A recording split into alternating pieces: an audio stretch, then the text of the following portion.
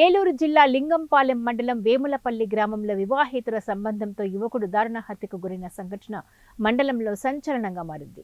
ఎప్పుడూ ప్రశాంతంగా ఉండే వేములపల్లి గ్రామంలో ఇలాంటి సంఘటన జరగడంతో ఒక్కసారిగా ఉలిక్కిపడింది. మృతుడు ఆశీర్వాదం జేసీబీ డ్రైవర్ కాగా ఏలూరు పక్కన కొప్పాక గ్రామానికి చెందిన యువకుడు ఈ మధ్య కాలంలో తాపీ పని కోసం గ్రామానికి రావడం జరిగిందని సుమలత ఆ యువకుడితో వివాహేతర సంబంధం పెట్టుకుంది. ఈ నెల 3న రాత్రి ఆశీర్వాదం గాఢ నిద్రలో ఉన్న సమయంలో సుమలత ప్రియుడితో కలిసి స్లీపింగ్ టాబ్లెట్లు వేసి మెడకు వైరు బిగించి హత్య చేశారు. మరుసటి రోజు అంత్యక్రియలు పూర్తి చేశారు.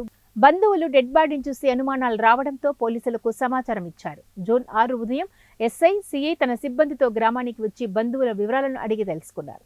తహసీల్దార్ సమక్షంలో బాడీని బయటికి తీసి రీపోస్ట్ మార్టం చేశారు. రిపోర్టు వచ్చిన తర్వాత పూర్తి వివరాలు చెబుతామని సిఐ తెలిపారు. మృతుడి కుటుంబానికి న్యాయం చేయాలని బంధువులు డిమాండ్ చేశారు.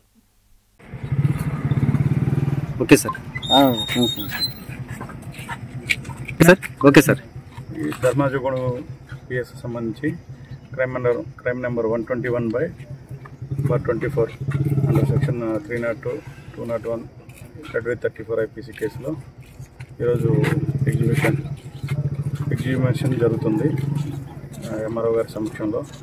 అదేవిధంగా పోస్ట్ మార్టం కూడా చేయడం జరుగుతుంది.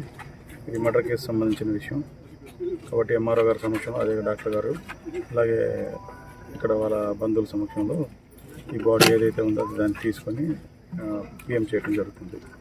అంటే సార్, ఈ కంప్లైంట్ ఎవరు ఇచ్చారు సార్?